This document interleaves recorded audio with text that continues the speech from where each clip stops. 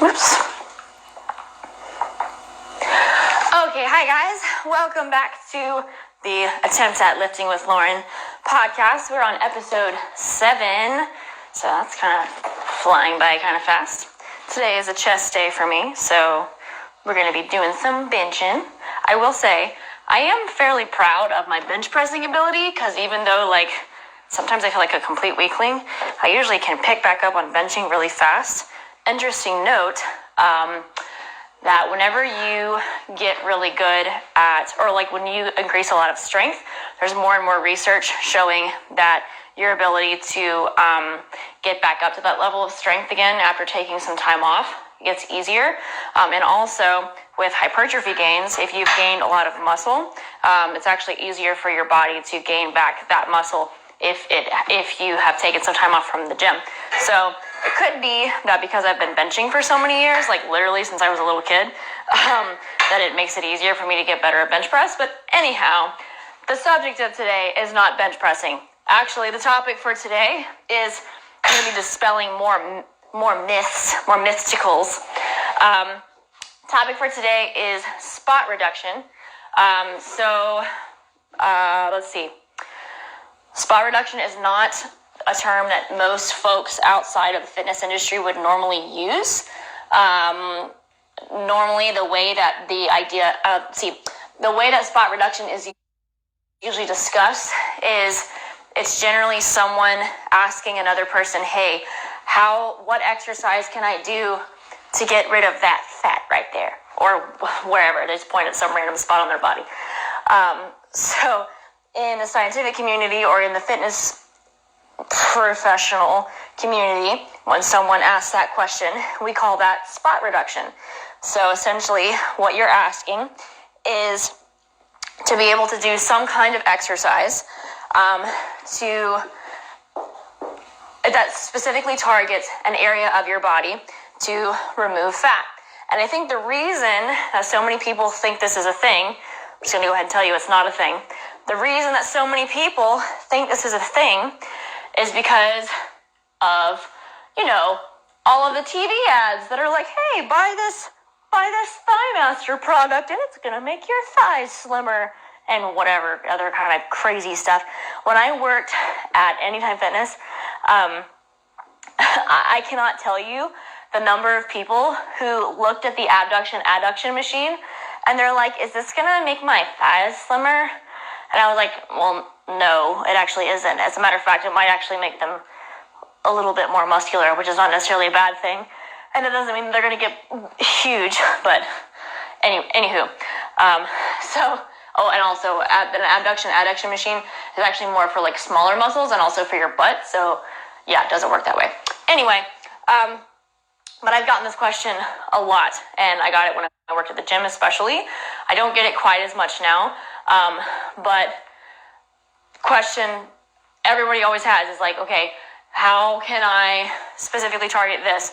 Whenever I have people come in for new clients who sign up with me, generally they want to reduce fat in some specific area of their body. That's almost always the case. They're almost always like, hey, I want to lose belly fat, or I have really big thighs and I don't want them to get bulkier. What kind of exercises can I do to make my thighs less bulky? Whatever. What is also funny, this actually isn't funny, but I'll have clients who have been with me for a long, long time, and they're like, I know that I can't do any specific exercise to make my thighs slimmer, but what can I do to make my thighs slimmer? They're like, is it just diet and exercise, or what kind of exercise? They reword the question, and I'm like, it's the same question. The answer is general diet and exercise. So anyway, let's talk about spot reduction and why it's not a thing. So let's see. Generally, when people are trying to spot reduce, they're generally referring to trying to get rid of pockets of fat on the body. So with women, it's sometimes the thighs. With men and women, sometimes it's their belly. People get a lot of visceral abdominal fat, and they want to know how to get rid of it. Once again, 100 million crunches is not going to help you get rid of it. Doing a warm-up set here. I'm trying to be better about actually counting while I'm doing this. Also gives me a second to think. So, fat in general, in case you're not aware of how the body works, is fat is generally a form of storage for the body. So whenever you take in more calories than your body needs, your body stores that as fat. There's a number of processes that the body goes through in order to break down the foods that you're taking in. And then once your body goes through all of its processes and those nutrients are moved through the body, if the body realizes that it doesn't need them because it already has enough energy, either in storage or you've already taken in enough energy from elsewhere, then it's just going to take that and it's going to basically convert it into fat cells. So then those fat cells are stored, and where a person deposits fat is completely dependent on their genetics, honestly, physiology. So there's essentially, if you're younger and you want to know where you're most prone to deposit fat, just look at your parents or maybe your grandparents, because it's a hugely genetic thing. A lot of it has to do with what type of body shape you are. If you're an endomorph or an ectomorph or whatever. Women in general are going to be more pear-shaped, and they're going to deposit more fat on the lower half of their body. And that has to do with hormonal things and reproductive things and whatever, as far as I understand. Guys are generally going to deposit more fat in their central abdominal area. But what often happens with men is that, especially as they age and their testosterone starts to go down slightly, there's a correlative thing there where you start to deposit more fat on your belly and your testosterone's going down. Now, whether one causes the other, I don't actually know. I just know that those are often two things that are seen together. Is usually a decrease in testosterone and then a little bit of a belly. That's not in every case, because you'll see some really hardcore power lifters who look like they got a keg on their body. And part of that is just because they're just, barrel-chested guys. Part of it could be because they're eating lots and lots of food, and that's just where they're depositing their fat, and it's genetic. So your body's going to deposit fat whenever it's going to store energy as fat deposits whenever it feels like it is in excess. It's not going to pee it out. So the way that your body burns fat is essentially there comes a point where there are signals going on in your body that are saying, hey, you don't actually have enough energy to supply your daily functions, or the movement and activity. That's what I was looking for. Jeez. The activity that you're doing on a daily basis, your body decides that it doesn't have enough energy, so it's going to pull from somewhere.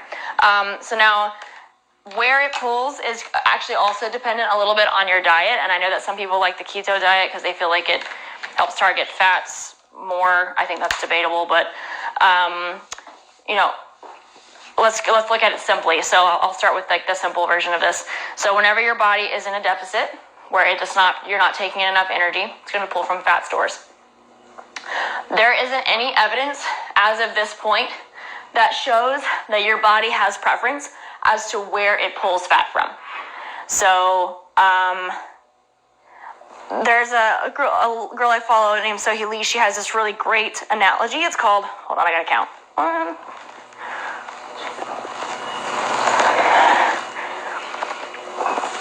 This is not as much weight as it looks.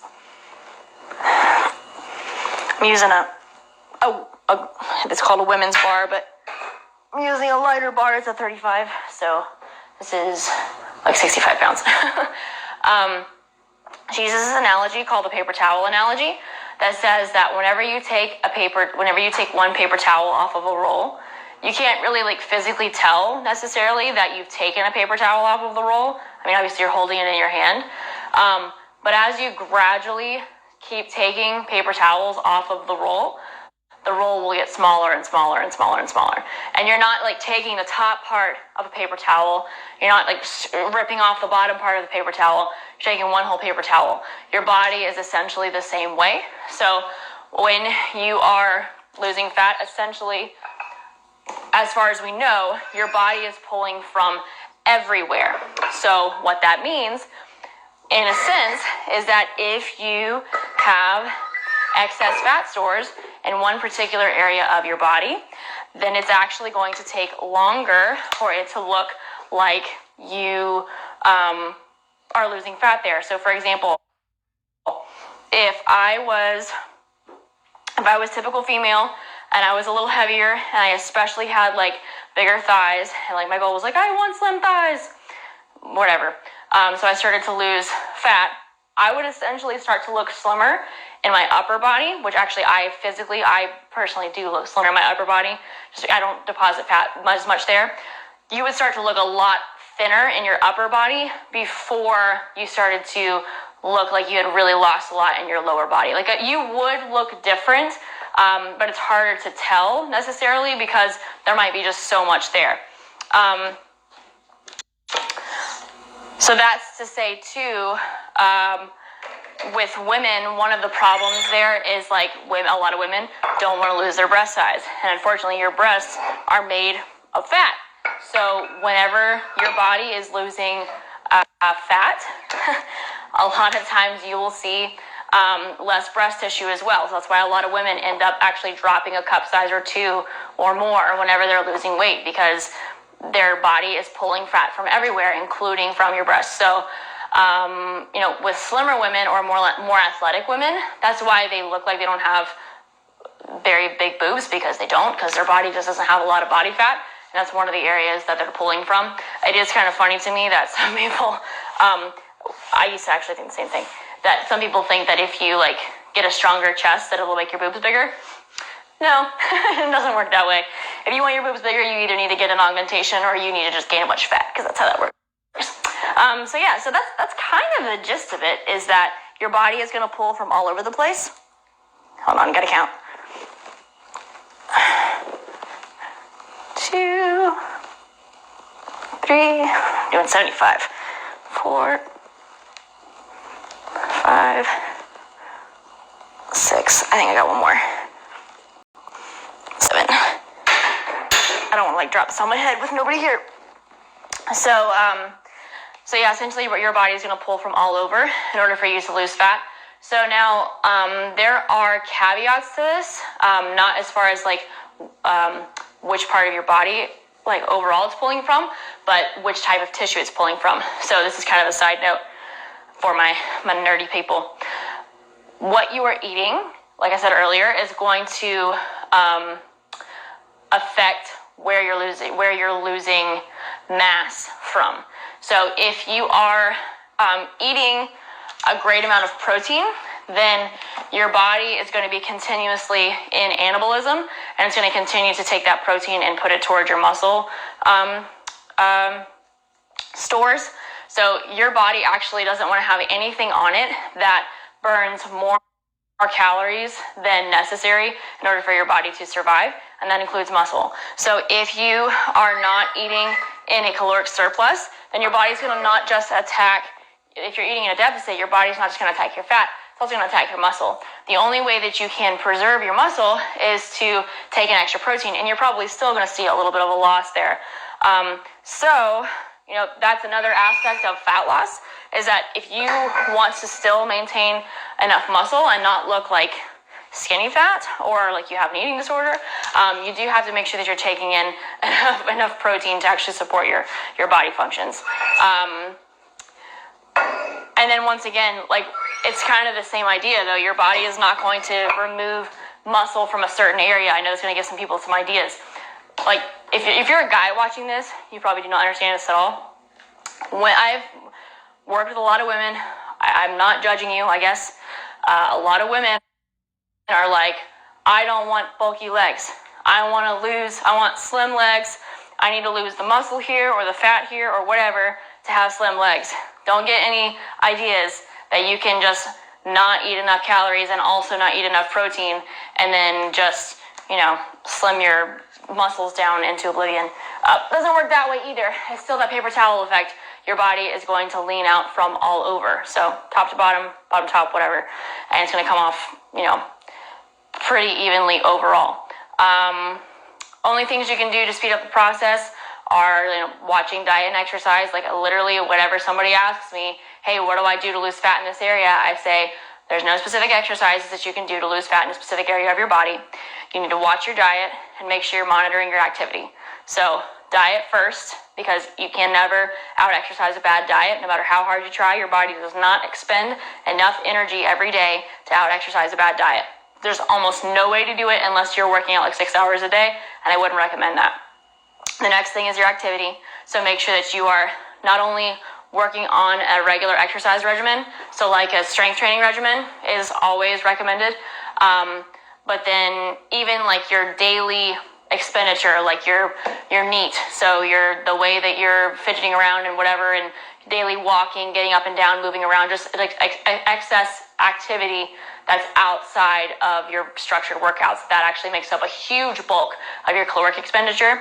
You need to make sure you're monitoring that.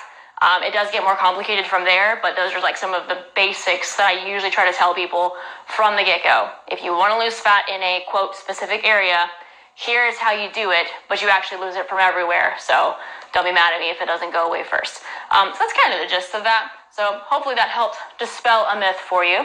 Remember, if you have any questions about fat loss or muscle gain or nutrition or what my favorite color is or whatever, you're welcome to send me a message. But yeah, short podcast today. You guys have a great rest of your day, and I think that's it. Bye.